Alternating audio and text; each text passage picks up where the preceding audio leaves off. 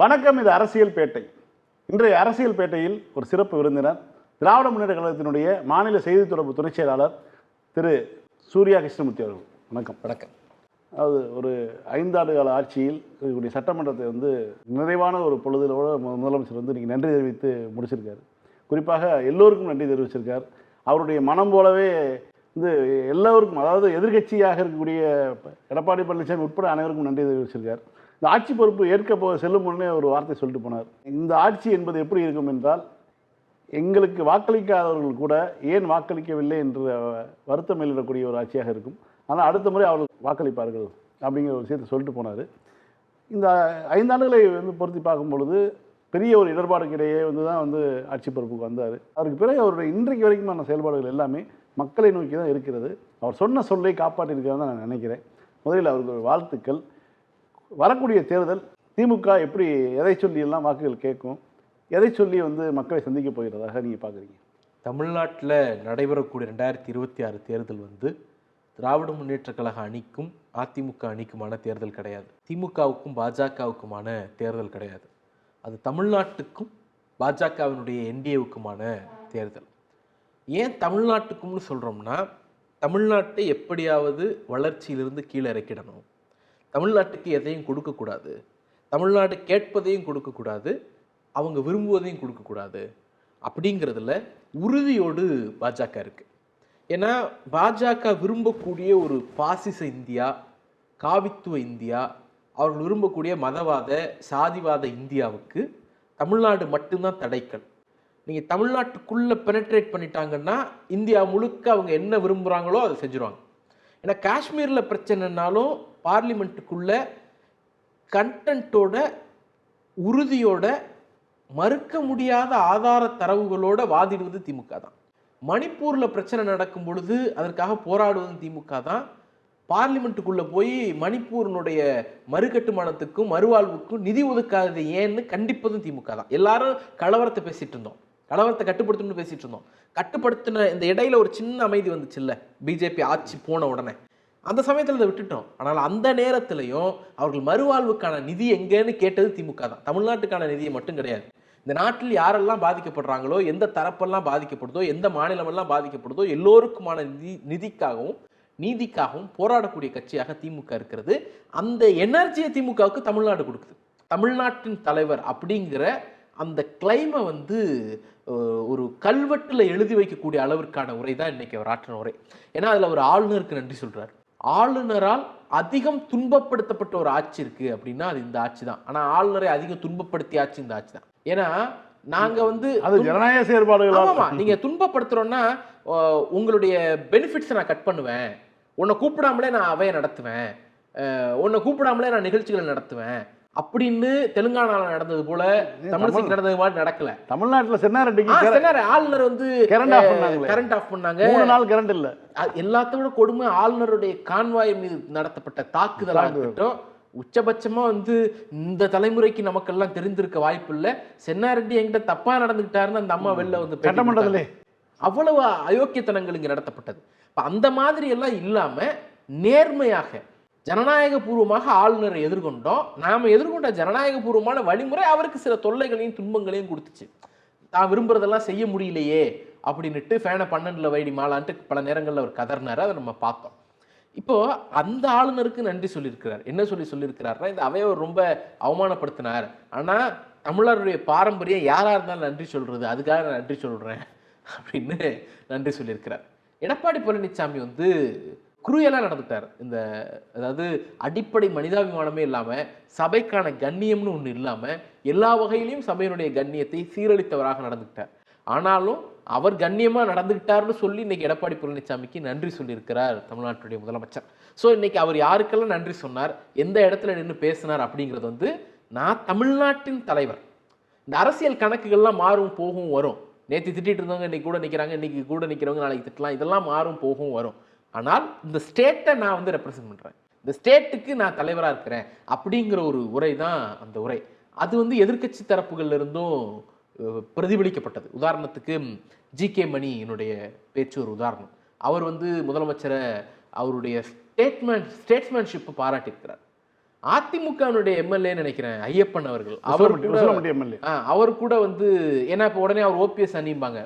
ஒரு மாசத்துக்கு முன்னாடி போய் எடப்பாடியை சந்திச்சப்போ பாத்தியா போனவங்க எல்லாம் திரும்பி வராங்க, ஒரு தாய் பிள்ளையா நாங்க சேர்றோம் அப்படி இப்படின்லாம் அவங்க ஃபயர் விட்டுட்டு இருந்தாங்க. அவர் வந்து அம்மையார் ஜெயலலிதா ஆட்சியோட மீண்டும் திமுக ஆட்சி வருங்கிற மாதிரியான ஒரு ஸ்டேட்மெண்ட் பேசியிருக்கிறதா தகவல் வரும். ஸோ இது எல்லாத்தையும் நம்ம ஹோல்சமா பார்த்தோம்னா அவர் இந்த நாட்டின் தலைவர், தமிழ்நாட்டின் தலைவர், இந்தியா முழுக்க காவி வண்ணம் அடிக்க நினைக்கக்கூடிய ஒரு சக்தி, தடுத்து நிறுத்தக்கூடிய ஆற்றல் முத்துவேல் கருணாநிதி ஸ்டாலின்ங்கிற ஒரு லீடருக்கு தான் இருக்கு அப்படிங்கிற அலைன்மெண்ட்டுக்கு தமிழ்நாடு வந்து சேரும். ஏன்னா 2018 காலகட்டம் நினைக்கிறேன், திமுகவினுடைய செயல் தலைவராக இருந்து தலைவராக ஒரு பொறுப்பேற்ற அந்த பொதுக்குழு, ஒரு நாள் எமோஷனல் மூமெண்ட், அந்த பொதுக்குழுவில் அவருடைய ஸ்டேட்மெண்ட் கிளியர் ஆனது. அவர் எதிரியா அதிமுகவை அன்னைக்கு வைக்கல, பொசிஷன் பண்ணலை. அன்னைக்கு அவர் எதிரியா பொசிஷன் பண்ணது பிஜேபியை. ஏன்னா ரேப்பிடாக எல்லா மாநிலத்திற்குள்ளும் ஒரு அரக்கத்தனத்தோட அந்த தன்மையை சொல்லலை, வேகமாக உள்ள நுழையிற நிறுவனங்களை டெமாலிஷ் பண்ணி உள்ள நுழைஞ்சிட்டு இருந்தாங்க. அப்போ அவங்களுடைய நெக்ஸ்ட் டார்கெட் தமிழ்நாடுங்கும் பொழுது அவங்க டார்கெட் வைக்கிறதுக்கு முன்னாடியே நீ தான் என் டார்கெட்னு ஃபிக்ஸ் பண்ணவர் நம்முடைய முதலமைச்சர், திமுகவுடைய தலைவர். ஏன்னா நாடு முழுக்க காவி வண்ணம் அடிக்கக்கூடிய பிஜேபியை தடுத்து நிறுத்துவது தான் என்னுடைய முதன்மை நோக்கம் சொன்னார். இன்னைக்கு ஏறக்குறைய 3 தேர்தல் ஆயிடுச்சு, 19, 21, 24 3 தேர்தல் முடிஞ்சு போச்சு. இன்னைக்கு 4வது தேர்தல். இப்போ வரைக்கும் அந்த சொல்ல காப்பாற்றுறது போல பிஜேபியை தமிழ்நாட்டுக்குள்ள நுழைய விடாம பண்ணியிருக்காரு. ஜெயலலிதா 40 சீட் அடிச்சப்ப கூட, பெருவெற்றி தமிழ்நாட்டில் பெற்றப்ப கூட பிஜேபி வந்து கன்சிடரபிளாக வின் பண்ணாங்க, 2 சீட் வின் பண்ணாங்க அந்த அணியில். அதுக்கு அடுத்து அதை 1 சீட் ஆக்கணும், இன்னைக்கு 0 ஆக்கிட்டோம். அந்த 0 இனிமேல் நெகட்டிவ் தான் அப்படிங்கிறத தொடர்ச்சியாக ப்ரூவ் பண்ண போகிறோம். ஸோ இதுதான் இன்னைக்கு 2026 தேர்தலாக இருக்கும். ஒரு பக்கம் எல்லோரையும் இன்க்ளூசிவாக எடுத்துகிட்டு போகக்கூடிய ஒரு தலைவர், பிளவுவாதம் பேசக்கூடிய ஒரு கட்சி, பிளவுவாதம் பேசக்கூடிய ஒரு அணி, அன்பை விதைக்கக்கூடிய ஒரு தலைவர், வெறுப்பை விதைக்கக்கூடிய ஒரு அணி, தமிழ்நாட்டின் உரிமைக்காக போராடக்கூடிய ஒரு தலைவர், தமிழ்நாட்டின் உரிமைகளை டெல்லியிடம் காலடியில் அடமான வைக்கணும் அப்படின்னு விரும்பக்கூடிய ஒரு அணி, சாதியால் மதத்தால் இனத்தால் இங்கே யாரையும் எப்படி பிரிச்சிட முடியாது, இது தமிழ்நாடு அப்படின்னு சொல்லக்கூடிய ஒரு அணியும் ஒரு தலைவரும் இந்த பக்கம். இல்லை நாங்கள் மத ரீதியாக பிளவுபடுத்துவோம், சாதி ரீதியாக பிளவுபடுத்துவோம், தமிழ்நாட்டை வந்து எப்படியாவது வன்முறை காடாக மாற்றியே தீர்வோம் அப்படின்னு துடிக்கக்கூடிய அணி ஒரு பக்கம். இந்த 2 பேருக்குமான ஃபைட்டில் தமிழ்நாட்டு மக்கள் எங்கே நிற்க போகிறாங்க, இதுதான் கேள்வி. இந்த கேள்விக்கான பதில் 2019 எங்கே நின்னாங்களோ, 2021 எங்கே நின்னாங்களோ, 2024 எங்கே நின்னாங்களோ அந்த மதச்சார்பற்ற முற்போக்கு கூட்டணியின் தரப்பில் திமுகவினுடைய தலைவர் கரத்தை வலுப்படுத்த அவர்கள் நிற்பார்கள்ங்கிறது தான் முடிவாக. ஒரு புகழ்பெற்ற ஒரு ஆங்கில சொற்றொடர் உண்டு, அதாவது never give the what they want, give them what they never dreamed. அவர்கள் கனவு காணாததை நீங்கள் அழியுங்கள். இந்த ஆட்சி வந்து அப்படி தான் இருந்தது. பெரிய ஒரு வாக்குறுதிகள்லாம், திமுகவுடைய வாக்குறுதிகள்லாம் வந்து அடுத்து சட்டமாகக்கூடியதாக தான் இருக்குது. இது வரைக்கும் வந்து 52 திமுக சொன்ன விஷயங்கள்லேருந்து எடுத்து பார்த்தோம்னா இன்றைய வரைக்கும் தேர்தல் வாக்குறுதி அப்படின்னாலே அது வந்து அடுத்து சட்டமாகும், சட்டத்தின் மூலமாக ஒரு சமூக நீதி பிறக்கும் அப்படின்னு தான் நம்ம பார்க்க முடியும். ஆனால் இந்த முறை வந்து சொல்லாததையும் நிறைய செய்திருக்காரு. அதுதான் ரொம்ப முக்கியமாக இருக்கும். குறிப்பாக நான் முதல்வன் திட்டத்தின் மூலமாக இவ்வளோ பெரிய ஒரு மறுமலர்ச்சியை வந்து கல்வி வகையில் வந்து ஏற்படுத்தியதாக இருக்கட்டும், மகளிர் இந்த உரிமை தொகையாக இருக்கட்டும், மற்ற விஷயங்கள் எல்லாம் பல விஷயங்கள் வந்து இந்த குறிப்பாக பேருந்து பயணம் அதெல்லாம் சொல்லவே இல்லை, சொல்லாமலே வந்து ஒரு விஷயங்களை பண்ணார். இப்படியாப்பட்ட சூழலில் ஒன்றிய அரசு ஒழுங்காக நிதி கொடுத்திருந்தால் என்னவெல்லாம் செய்திருப்பார்? ஆக்சுவலாக இந்த 5 ஆண்டுகள் வந்து ஒரு வாக்குறுதிக்கான ட்ரஸ்ட் எலிமெண்ட் ஏற்பட்ட ஒரு ஆண்டு. திமுக ஒரு வாக்குறுதி கொடுக்குதுன்னா அது வந்து சட்டத்தில் எழுதப்பட்டது அப்படின்னு ஒரு வழக்கு உண்டு. வழக்கமாக நீங்கள் ரூபாய்க்கு படி அரிசின்னு நம்ம அண்ணா காலத்தில் வாக்குறுதி கொடுத்தோம். அந்த காலகட்டத்தில் அதை நிறைவேற்ற முடியாமல் போச்சு. கலைஞர் காலத்தில் 2006-11 கவர்மெண்ட்டில் தான் ₹1 அரிசிங்கிற இடத்துக்கு கொண்டு வந்து நிறுத்தணும். தாலுகாவுக்கு மருத்துவமனை ஒன்றுன்னு அண்ணா காலத்தில் வாக்குறுதி கொடுத்தோம். அது 1970களில் தான் நம்மளால் எமர்ஜ் பண்ண முடியுது. அப்போ ஒரு வாக்குறுதியை நம்ம கொடுத்து அது என்னைக்கா இருந்தாலும் திமுக அதை நிறைவேற்றும் இப்படிங்கிற இடத்துலேருந்து இன்னைக்கு வந்து அந்த 5 ஆண்டுகளுக்குள்ளேயே அதை நிறைவேற்றிடுவோம் அப்படிங்கிற இடத்தை நோக்கி நகர்ந்துருக்கிறோம். ரொம்ப பர்டிகுலராக சொல்லணும்னா நிறைய போராட்டங்கள் இந்த ஆட்சியினுடைய கடைசி கட்டத்தில் நடந்தது. உதாரணத்துக்கு செவிலியர்கள் போராடினாங்க, தூய்மை தொழிலாளர்கள் போராடினாங்க, இந்த மாதிரியான போராட்டங்கள் நடந்துச்சு. அந்த போராட்டங்கள் அத்தனையும் அரசு சார்பில் சுமூகமாக பேச்சுவார்த்தை நடத்தி முடிக்கப்பட்டது. அரசு ஊழியர்கள் போராடினாங்க, அவங்களுக்கு டாப்ஸ்னு ஒரு ஸ்கீமை கொடுத்து அந்த போராட்டங்கள் முடிவுக்கு கொண்டு வரப்பட்டது. ஒப்பந்த செவிலியர்கள் போராடினாங்க, அவங்க அந்த பிரச்சனை தொடங்கியது அதிமுக ஆட்சி காலத்தில். அவங்க திமுகவுக்கு எதிராக போராடல, நீங்கள் கொடுத்த சொன்னதை செய்யுங்கன்னு போராடினாங்க. அப்போ என்ன வேக்கன்சி கிரியேட் ஆக ஆக நாங்கள் ஃபில் பண்ணிட்டு இருக்கோமா? இது வரைக்கும் இத்தனை பேரை ஃபில் பண்ணியிருக்கோம், இந்த ஆட்சி முடிவதற்குள்ளே இன்னும் இவ்வளவு பேரை ஃபில் பண்ணுவோம், மிச்சம் இருக்கிறவங்களுக்கு சீனியாரிட்டி அடிப்படையில் வேக்கன்சி கிரியேட் ஆக ஆக ஃபில் பண்ணுவோம்னு அரசு ஒப்புதல் கொடுத்தாங்க, வாக்குறுதி கொடுத்தாங்க. அதை மீண்டும் ஏற்றுக்கிட்டு அவங்க பணிக்கு திரும்பிட்டாங்க. இந்த மாதிரி ஒவ்வொரு இடமும் இந்த போராட்ட களங்கள் எல்லாத்துலேயும் நீங்கள் ஒரு விஷயத்தை கவனிச்சிருக்கலாம். வாக்குறுதி எண் 505, வாக்குறுதி எண் 204, வாக்குறுதி எண் 118, அது என்ன அரசியல் சாசனமா? Article 234, article 116. அந்த அளவிற்கு மக்கள் வந்து திமுகவினுடைய வாக்குறுதி மீது ஒரு வலுவான நம்பிக்கையை கொண்டிருக்கிறார்கள்ங்கிறதுடைய வெளிப்பாடு தான் அந்த நம்பர்ஸை சொல்லி அவங்க உரிமை கேட்டது. அவர்கள் யார் ஒருவரையும் ஏமாற்றாமல் இந்த அரசு வந்து அவங்களுக்கு உரியதை செய்திருக்கிறது. யாரையும் வந்து துப்பாக்கியால் சுட்டு கொண்டு போராட்டத்தை முடிவு கொண்டு வரல, கடுமையான தடியடி நடத்தி போராட்டத்தை முடிவு கொண்டு வரல, உட்கார்ந்து டேபிளில் பேசி அதன் பிறகுதான் அந்த போராட்டங்கள்லாம் முடிவுக்கு வந்திருக்கு. அவங்களுக்குலாம் ஒரு விஷயம் தெரியல, இந்த கவர்மெண்ட் எவ்வளோ சென்சிட்டிவான கவர்மெண்ட். வெறும் பாப்புலிஸ்ட் கவர்மெண்ட் மட்டும் கிடையாது, வெகு மக்களை அட்ராக்ட் பண்ணக்கூடிய ஸ்கீமுக்கு மட்டும் இந்த கவர்மெண்ட் பெயர் போனது அல்ல. ரொம்ப நுணுக்கமாக வேலை செய்யக்கூடிய இடங்கள்லையும் இந்த கவர்மெண்ட் ஸ்கோர் பண்ணியிருக்குங்கிறதுக்கு ஒரு உதாரணம், ஹீட் வேவால் வரக்கூடிய பாதிப்புகளை பேரிடர்னு கருதுனது இந்த அரசாங்கம் மட்டும்தான். இந்தியாவினுடைய நேஷனல் டிசாஸ்டர் மேனேஜ்மெண்ட் ஆக்டில் மாநிலங்களுக்கு சில பங்கு இருக்கு. ஒரு மாநிலம் நினைச்சிச்சுன்னா அந்த மாநிலத்தில் மட்டுமே பிரத்யேகமாக ஒரு பிரச்சனையை பேரிடர்னு அறிவிச்சுக்கலாம். அதுக்கான உரிமை வந்து மாநிலத்துக்கு உண்டு. SDRF, state disaster relief fund மூலமாக அதை நம்ம வந்து டேக்கிள் பண்ணிக்கலாம். இந்த பவரை பயன்படுத்தி நம்ம அரசாங்கம் என்ன பண்ணுது, கோடை காலத்தில் வரக்கூடிய வெப்ப அலையை, அந்த ஹீட் வேவை நான் வந்து பேரிடர்னு அறிவிக்கிறேன். ஏன்னா வேலைக்கு போக முடியல, இறந்து போறாங்க. நீங்க வந்து மழை காலத்துல மழை பாதிப்புனால் இறந்து போறவங்களுக்கு நம்ம நிவாரணம் கொடுத்துறோம். 3 லட்சம் இருந்துச்சு, நீங்க 4 லட்சம் உயர்த்தி கொடுத்துருக்கோம். அப்படி கோடை காலத்துல ஹீட் வேவ் பாதிக்கப்பட்டு உயர் ரத்த அழுத்தம் இறந்து போறாங்க. இறந்து போறவங்களே உண்டு அந்த வெப்ப அலையால. அவங்களுக்கு என்ன நிவாரணத்தை நம்ம கொடுத்தோம்? இந்த சட்டத்தின் மூலமாக, இந்த திருத்தத்தின் மூலமாக, இந்த அறிவிப்பின் மூலமாக அப்படி இறந்து போறவங்களுக்கும் வந்து அந்த எக்ஸ்கிரேட்டியான்னு சொல்லப்படக்கூடிய அந்த கருணை தொகை 4 லட்சம் ரூபாய் கிடைக்கிறதுக்கு வழி பண்ணிருக்கு. நீங்க அதோட எக்ஸ்டென்ஷன் தான் கோடை காலத்துக்கு 2000 ரூபாய் நிவாரணம். மழை காலத்துல வீடு இழந்தவங்களுக்கு மழைக்கால பாதிப்புகளை இது பண்றதுக்கு நிவாரண தொகை கொடுப்பது போல கோடை காலத்துல இந்த நிவாரணத்தை கொடுக்கறதுக்கான வாய்ப்பை எது உருவாக்கி கொடுக்குதுன்னா, ஹீட் வேவை ஸ்டேட் ஸ்பெசிபிக் டிசாஸ்டர்னு அறிவிச்சதுனால நம்மளால கொடுக்க முடியும். நீங்க இந்த வருஷம் கொடுத்துட்டீங்க, போன வருஷம் கொடுக்கல, இனி எல்லா வருஷமும் கொடுப்போம்னு நேத்தி சட்டப்பேரவையில அறிவிச்சிட்டாங்க. அப்போ கேள்வி கேட்டது எடப்பாடி சொந்த காசுல சூனியம் வச்சுக்கிறது என்னங்கிறத வந்து எடப்பாடி பழனிசாமிகிட்ட தான் நம்ம கேட்கணும். இப்போ இந்த மாதிரியான ஸ்பெசிஃபிக்கான விஷயங்கள்ல வந்து இந்த அரசு மிகப்பெரிய அளவில் கவனம் செலுத்தி வேலை பார்த்துருக்குங்கிறதுக்கு தான் சாட்சி. வெறும் அரசியல் கணக்குகள் அடிப்படையில் மட்டும் இந்த ஆட்சி மீண்டும் வரும் அப்படிங்கிறத சொல்லலை. எளிய மக்களுடைய சிரிப்பு, எளிய மக்களுடைய நம்பிக்கை, விளிம்பு நிலை மக்களை அதிகாரத்துக்கு கொண்டு வந்த ஆட்சி இந்த ஆட்சிங்கிற காரணத்தினால அவங்க மீண்டும் இந்த ஆட்சியை கொண்டு வருவாங்கங்கிற அந்த நம்பிக்கையில தான் சொல்றோம். இப்படியான சூழலில் திமுகவுடைய திட்டங்கள் இதெல்லாம் வந்து நம்ம நம்பிக்கையோடு வந்து எதிர்கொள்ளக்கூடிய ஒரு சூழலில் உச்சநீதிமன்றத்தினுடைய தலைமை நீதிபதி நேற்றைக்கு சில கருத்துக்களை சொல்லியிருக்கார். குறிப்பாக இலவசங்களுக்கு எதிராக பொங்கி எழுந்திருக்கிறார்.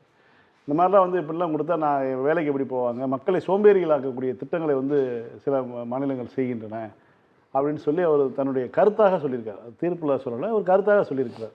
இது ஒரு பெருமிதமாக சமூக நீதியை மக்களிடையே கொண்டு போய் சேர்க்கிறது, பெண்களுக்கான திட்டங்களை கொடுப்பது, பெண்களை வந்து பயணம் செய்ய வைப்பது, அதன் மூலமாக அவர்களுக்கு வேலை வாய்ப்புகளை வந்து பெற்றுத் தருவது, அதன் மூலமாக அவங்களுடைய சமூக மேம்பாடு அடைவது போன்ற ஒரு ஏரியாவில் வந்து திமுக ஒர்க் பண்ணிட்டு இருக்கும்போது இந்தியாவினுடைய தலைமை நீதிபதி உச்சநீதிமன்றத்தில் இது போன்ற கருத்துக்களை சொல்வது என்பது எப்படியான ஒரு பாதிப்பை ஏற்படுத்தும்? திமுக தவிர எல்லா கட்சிகளுக்கும், திமுக, இடதுசாரிகள், விசிகா, இந்த மாதிரியான ஒரு முற்போக்கு சக்திகளை தவிர எல்லா கட்சிகளுக்கும் இந்த திட்டங்களை இலவச திட்டங்கள் அப்படின்னு பார்க்கக்கூடிய ஒரு கீழ்மையான பார்வை இருக்கு. அது உதாரணத்துக்கு பிரதமரே, இந்த நாட்டுடைய பிரதமரே ரேவடி கல்ச்சர் அப்படின்னு இதை விமர்சிச்சவர் தான்.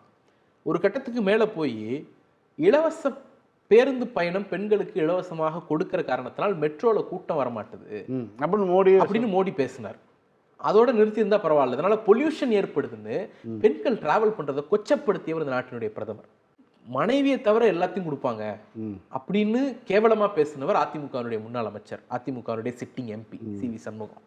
நமக்கு தெரியும், அதிமுகவுடைய சிட்டிங் MLA மகளிர் உரிமை பெறக்கூடியவர்களை கேவலமா அசிங்கமான ஒரு வார்த்தையை சொல்லி, சொல்ல முடியாது, பீப் போடுற மாதிரி ஆயிடும், அந்த வார்த்தையை சொல்லி பேசின வீடியோ இன்னைக்கு வைரல் ஆயிட்டு இருக்கு, எல்லாருக்கும் தெரியும். அதிமுகவினுடைய பொதுச் செயலாளர் எடப்பாடி பழனிசாமி என்ன சொன்னாரு? இந்த பேருந்து பயணம் கொடுக்கும் பொழுது அந்த பேருந்துகளை பார்த்து லிப்ஸ்டிக் அடிச்ச பஸ் அப்படின்னு கேவலப்படுத்தி பேசினவர் தான் அதிமுகவினுடைய பொதுச் செயலாளர் பழனிசாமி. ஸோ இது எல்லாத்தையும் நீங்க கனெக்ட் பண்ணணும். இந்த கருத்துக்களினுடைய கூட்டு வெளிப்பாடு தான் உச்சநீதிமன்றத்தினுடைய தலைமை நீதிபதியிலிருந்து வந்திருக்கக்கூடிய அந்த கருத்து. யார் சதி பண்றா, யாரு சதி பண்றா, 5000 ரூபாய் ஏன் நீங்க கிரெடிட் பண்ணீங்க முன்னாடியேங்கிற கேள்விக்கு பின்னால யார் சதி பண்றாங்கிற கேள்வியை அவங்க கேட்டுட்டே இருந்தாங்கல்ல. யார் சதி பண்றான்னு தெரிஞ்சிருச்சா? பூனைக்குட்டி வெளில வந்துருச்சா? அப்ப என்ன அர்த்தம்? வெளிப்படையாக உங்களால் பார்க்க முடியாத ஒன்றை திராவிட முதல்வர் பார்ப்பார், உங்களால் கணிக்க முடியாத ஒன்றை, யூகிக்க முடியாத ஒன்றை அடுத்து நீ எங்க போய் நிப்ப அப்படிங்கிறது எங்க தலைவருக்கு தெரியும். நம்ம இப்ப நேற்றைக்கு தலை கொடுத்துருந்தாங்கன்னா ஒரு புரிஞ்சிச்சுல்ல. கிரெடிட் பண்ணிட்டா அதனால நேற்று கருத்தோடு நிறுத்தினாங்க. கிரெடிட் பண்ணலன்னா நாளைக்கு தடை வந்துருந்துச்சுன்னா 2 மாதம் பெண்கள் கஷ்டப்பட்டிருப்பாங்கல்ல. ஏன்னா இதை டிபெண்ட் பண்ணி ஒரு ஒரு ஒரு செலவுகளை தீர்மானிச்சிருப்பாங்க. ஒன்றும் இல்லை, 1000 ரூபா வரதை வச்சு ஒருத்தர் சீட்டு கட்டியிருக்கலாம் கிராமத்தில், 1000 ரூபா வரதை வச்சு ஒரு நகைச்சீட்டு போட்டிருக்கலாம், 1000 ரூபா வரதை வச்சு ஒரு அரசாங்க மருத்துவமனையில் மருந்து வாங்கிட்டு இருந்தவங்க ஜெனரிக் மெடிசின்ஸ்க்கு வந்திருக்கலாம், தனியார் மருத்துவமனையில் வந்து மருந்து வாங்கக்கூடியவர்களாக மாறி இருக்கலாம். இந்த 1000 ரூபாயை வச்சு பிள்ளைக்கு வந்து ஒரு எஜுகேஷன் சீட்டு, கல்விக்காக ஒரு சீட்டு கட்டியிருக்கலாம். இந்த மாதிரி சில திட்டமிடல்கள் இருந்திருக்கும். பெரும்பான்மையான குடும்பங்கள்ல அதை ஒரு சேமிப்பா மாத்திட்டு இருக்கிறாங்க. அப்படிங்கிறப்போ இந்த 1000 ரூபாய் 2 மாசம் நிக்குதுங்கிறப்ப அது ஒரு பாதிப்பை ஏற்படுத்துமா இல்லையா? இதை வச்சு ஒரு டிபெண்டபிலிட்டி கிரியேட் பண்ணிட்ட பிறகு அது அவர்கள் மிகப்பெரிய அளவில் பாதிக்குங்கிற காரணத்தினால தான் முன்கூட்டியே கிரெடிட் பண்றாரு. நீ எங்க போவ, என்ன பண்ணுவ, இது எல்லாத்தையும் அவருக்கு தெரியும். அதனால தான் மோடி, அமித்ஷா, ராஜதந்திரிக்கெல்லாம் ராஜதந்திரி, எந்த கொம்பாதி கொம்பனாலையும் 15 வருஷமா ட்ரை பண்ணி வீழ்த்த முடியாத இடத்துல தலைவர் இருக்கிறாருன்னா ஹீ நோஸ் எவ்ரிதிங். உங்களுடைய ஃபூட்டை உங்களை விட நன்றாக அறிந்தவர் அவர். உங்கள் காலடி தரங்கள் எதை நோக்கி போகும் என்பது எங்கள் தலைவருக்கு நன்றாக தெரியும். அந்த பேக்ரவுண்ட்ல தான் அவர் முன்னாடியே கிரெடிட் பண்றாரு. ஸோ இலவசங்களை பத்தி பேசக்கூடிய யாரும் அம்பானிக்கு கொடுக்கறத பத்தியோ, அதானிக்கு கொடுக்கறத பத்தியோ, மல்லையா தப்பிச்சு போனதை பத்தியோ பேச மாட்டாங்க. அந்த பேச்சுகளே இல்லையே. எளிய மனிதர்கள் பயன்படக்கூடாது. பல 10,000 கோடி வெளிநாட்டுக்கு போய் கொண்டு போனாங்க, அவர்களை மீட்டெடுப்பேன்னாரு, கைது பண்ணுவேன்னாரு. அந்த இப்ப நீங்க மறந்தே போயிட்டோமே, கணக்கே இல்லைங்கிறாங்க. அது இன்வெஸ்ட்மெண்ட்னு மாத்திடுறாங்க. ஊடகங்கள் பிளாக் மணின்னு, சுவிஸ் பேங்க்ல இருப்பதெல்லாம் பிளாக் மணின்னு எழுதின ஊடகங்கள் இன்னைக்கு சுவிஸ் இன்வெஸ்ட்மெண்ட் எழுதுது, முதலீடுன்னு எழுதுது. அப்ப காங்கிரஸ் காலத்துல பண்ணா அதுக்கு பேரு கருப்பு பணம், பிஜேபி காலத்துல பண்ணா அதுக்கு பேரு முதலீடு. காங்கிரஸ் காலத்தில் பண்ணுச்சுன்னா அதுக்கு பேர் கடன் தள்ளுபடி, இன்னைக்கு பண்ணுச்சுன்னா அது என்பிஏ, நான் பெர்ஃபார்மிங் அசெட். என்னைக்கு வேணாலும் வரும். என்னைக்கு வரும்? எத்தனை வந்திருக்கு, எவ்வளவு மீட்டிருக்க, அந்த கணக்கு இருக்கா? இல்லை. அப்போ அம்பானிக்கு கொடுக்கறது பற்றியோ, அதானிக்கு கொடுக்கறது பற்றியோ, மல்லையாக்கு கொடுக்கறது பற்றியோ, குஜராத்தி பெருநிறுவனங்களுக்கு கொடுப்பது பற்றியோ இவங்களுக்கு எந்த கவலையும் கிடையாது. இந்த நாட்டில் எளிய மக்கள் தன்னால் அஃபோர்ட் பண்ண முடியாத ஒரு விஷயத்தை அரசாங்கம் கொடுக்குது, அதனால அவங்களுக்கு ஒரு வாய்ப்பு கிடைக்குது. கேஸ் அடுப்பு கொடுத்ததுனால பல பெண்களை வந்து அடுப்படி நேரத்தை குறைச்சோம், ஆஸ்துமா குறைஞ்சது. நீங்க வந்து புகையோட மன்றாடிட்டு இருந்த பெண்கள் அதுல இருந்து வெளில வந்தாங்க. அது எவ்வளவு பெரிய ரெவல்யூஷன். இலவச கலர் டிவி ஒரு உலகத்தையே கொண்டு வந்து வீடுகளுக்குள்ள கொண்டு வந்துச்சு. எவ்வளவு பெரிய விழிப்புணர்வு அதை ஏற்படுத்துச்சு. அதனால ஏற்பட்ட என்டர்டைன்மெண்ட் இண்டஸ்ட்ரி இன்னைக்கு தமிழ்நாட்டில் எவ்வளவு பூமா இருக்கு. அதுல எவ்வளவு பேர் வேலை வாய்ப்பு பெற்றிருக்கிறார்களோ, அதனால எவ்வளவு பேர் சாப்பிட்டுட்டு இருக்கிறாங்க, சம்பாரிச்சிட்டு இருக்கிறாங்க, வாழ்ந்துட்டு இருக்கிறாங்க. இந்த மாதிரி ஒண்ணுக்கு பின்னால ஒண்ணு யோசிச்சுட்டு இருக்கோம். இந்த 5000 ரூபாய் கொடுத்தோன்னு என்ன பண்ணிட்டாங்க? கொண்டு போய் பதுக்கிட்டாங்களா? பூமி கீழே குழி தோண்டி புதைச்சிட்டாங்களா? இல்லை வந்து பேங்க் லாக்கரில் வச்சு பூட்டிட்டாங்களா? நீங்கள் ஒரு நியூஸ் வந்தது, அதனுடைய துல்லியத்தன்மை நமக்கு தெரியல. 6600 கோடி ரூபா கிட்ட அரசு கிரெடிட் பண்ணியிருக்கு. முதல் நாளிலேயே ஏறக்குறைய 6000 கோடி ரூபா வித்ட்ரான்னு வருது அப்படின்னு ஒரு செய்தி. அப்போ யோசிச்சு பாருங்க, அவ்வளவு நீடு இருந்திருக்கங்க. அதனால தான் போட்ட உடனே மக்கள் எடுத்து பயன்படுத்துறாங்க. இந்த பயன்படுத்தினா என்ன ஆக போகுது? வரி கட்ட போறான். இப்போ இந்த விஷயம் இருக்குல்ல, இப்போ 6000 கோடி ரூபா தமிழ்நாட்டில் நம்ம ஸ்பெண்ட் பண்ணுறோம்னா அதிலிருந்து கட்டக்கூடிய வரி மூலமாக பிஜேபி திருடி கொண்டு போய் பீகார்லையும் யூபிலையும் மத்திய பிரதேசலையும் கொட்டுது. அங்கே இருக்கக்கூடிய ஒரு ஒருத்தவங்க வாழ்கிறாங்க, அங்கே இருக்கக்கூடிய ஒருத்தருக்கு அதனால ஒரு சின்ன வசதி கிடைக்குது. ஆனால் அதை மகிழ்ச்சியாக பார்க்க வேண்டியதானே? இப்போ இந்த மாதிரி ரொம்ப நுணுக்கமாக செயல்பட்டு இருக்கக்கூடியவராக தமிழ்நாட்டுடைய முதலமைச்சர் இருக்கிறார். ஸோ தெரியும் உங்கள் கேம் என்னன்னு தெரிஞ்சதுனால தான் அவர் உங்களுக்கு முன்னாடியே பாலை போட்டு அடித்து ஆடிடுறார். இப்போ ஒரு இறுதியான கேள்வி, கடன் அதீதமான கடனோட தான் அதிமுக அரசு இருக்குது, எடப்பாடி அரசு இருக்குதுன்னு சொல்லி தான் திமுக விமர்சனம் வைத்து ஆட்சிக்கு வந்தது. இன்றைக்கு திமுக அதிக கடன் இருக்குதுன்னு சொல்லி தான் இந்த கடைசி சட்ட அவையில் வந்து பேசப்பட்ட மிக முக்கியமான கருத்து. அதை பார்க்கலாம். அதை பற்றி என்ன? அடிப்படையில் கடன்கிறது வந்து நம்பர்ஸில் பார்க்க முடியாது. இப்போ நீங்கள் மாதம் 1 லட்ச ரூபா சம்பாதிக்கிறீங்க, உங்ககிட்ட வந்து 3 லட்ச ரூபா கடன் இருக்குது. அது பெரிய கடனா மாதம் 10,000 ரூபா சம்பாதிக்கிற எனக்கு 2.5 லட்ச ரூபா கடன் இருக்குது. அது பெரிய கடன். ஆப்வியஸாக மாதம் 10,000 ரூபா சம்பாதிக்கிற எனக்கு 2.5 லட்ச ரூபா இருக்கிற கடன் தான் பெரிய கடன். உங்கள் கடன் ஒன்றுமே கிடையாது. அப்போது ஒரு நாட்டினுடைய பொருளாதாரம் என்ன சைஸில் இருக்கோ அதுக்கேற்ற மாதிரி கடன் இருக்கா அப்படின்னு தான் பார்க்கணும். ஸோ கடனை நம்பரை பார்க்குறவங்க பொருளாதார அடிப்படையில் புரிதலற்றவர்களாகத்தான் நான் பார்க்குறேன். அப்போ கடனை எப்போதும் பர்சன்டேஜில் தான் பார்க்கணும். ஒரு நாட்டினுடைய உற்பத்தி எவ்வளோ, ஜிடிபி எவ்வளோ, அதில் கடன் எவ்வளோ இருக்குது, இதுதான் கேள்வி. அந்த அடிப்படையில் ஒன்றிய பிஜேபி அரசுனுடைய கடன் அளவு 56%. நம்ம 26% தான் இருக்கணும். அதிமுக ஆட்சி காலத்தை விட இது குறைவு. பிஜேபியினுடைய கவர்மெண்ட்டை விட இது குறைவு. இதுதான் அடிப்படை செய்தி. நம்ம கடன் இந்தியாவில் எந்த மாநிலமும் தான் விருப்பம் போல தன் இஷ்டம் போல ஒரு பைசா கூட கடன் வாங்க முடியாது. இந்திய அரசியலமைப்பு சட்டம் அதுதான் சொல்லுது. இங்கே வாங்கக்கூடிய ஒவ்வொரு பைசா கடனுக்கும் ஒன்றிய அரசாங்கம் அனுமதி கொடுக்கணும், அப்ரூவல் கொடுக்கணும். அவங்க சாங்ஷன் பண்ணால் மட்டும்தான் கடன் வாங்க முடியும். அப்போ ஒன்றிய அரசாங்கத்தினுடைய விதிகள் படி தமிழ்நாட்டினுடைய கடன் பெருகலை, கட்டுப்பாட்டில் தான் இருக்குது. ஆர்பிஐ ஃபிஸ்கல் மேனேஜ்மெண்ட் பற்றின பட்டியல் போடுவாங்க ஒவ்வொரு மாநிலமும். அதில் முதல் 10 இடங்களில் தமிழ்நாடு இல்லை, புவர் பெர்ஃபார்மிங் ஸ்டேட்ஸில். அப்போ ஆர்பிஐ விதிப்படி தமிழ்நாடு கடன்கார மாநிலம் கிடையாது. FRBM act, fiscal responsibility and budget management act, அந்த ஆக்ட் படி தமிழ்நாடு கடனில் வந்து மூழ்கி போயிடல, லிமிட்குள்ளே தான் இருக்குது. அதே போல் வந்து ஃபினான்ஸ் கமிஷனுடைய விதிகள், அதன் அடிப்படையில் பார்த்தோம்னா தமிழ்நாடு கடனில் மூழ்கி போயிடல, வரம்புக்குள்ளே தான் இருக்குது. ஸோ ஒன்றிய அரசினுடைய லிஸ்ட்டு, ஆர்பிஐனுடைய விதிகள், FRBM act, dept to GDP ratio, நிதி கமிஷனுடைய பரிந்துரை, எந்த அளவுகோல் எடுத்துக்கிட்டிங்கனாலும் தமிழ்நாடு கடனில் மூழ்கவில்லை, அது வரம்புக்கு உட்பட்டு தான் இருக்குது. இது ஒன்று. இந்த காலகட்டத்தில் வளர்ச்சியை உறுதி பண்ணியிருக்கமாங்கிறது ரொம்ப முக்கியம். அதிமுக ஆட்சி நம்ம அதிமுக கிட்ட ஆட்சியை கொடுக்கும் பொழுது 2011ஆம் ஆண்டு இந்தியாவினுடைய தமிழ்நாட்டினுடைய ஒட்டுமொத்த உள்நாட்டு உற்பத்தி வந்து 7,51,000 கோடி. அவங்க மீண்டும் நம்மகிட்ட ஆட்சியை கொடுக்கும்போது 2021 17,50,000 கோடி. 10 ஆண்டுகளில் அவங்க 10,29,000 கோடி தமிழ்நாட்டின் பொருளாதாரத்தை உயர்த்தினாங்க. இன்னைக்கு 2021 அவங்க கொடுக்கும்போது 17.5 லட்சம் கோடி. இன்னைக்கு 2025 பொருளாதார ஆண்டுல 31,18 லட்சம் கோடி. அப்ப 4 ஆண்டுகள்ல திமுக அரசு 13.38 லட்சம் கோடி உயர்த்திருக்கு. ஒரு வரி 10 ஆண்டுகள்ல செய்தது 4 ஆண்டுகள் அதை விட கூடுதல். 10 ஆண்டுகள்ல அதிமுக 10 லட்சம் கோடி உயர்த்தியது. 4 வருஷத்துல திமுக 13 லட்சம் கோடி உயர்த்தியது. இதுதான் அதிமுகவுக்கும் திமுகவுக்குமான வித்தியாசம். அப்ப என்ன அர்த்தம்?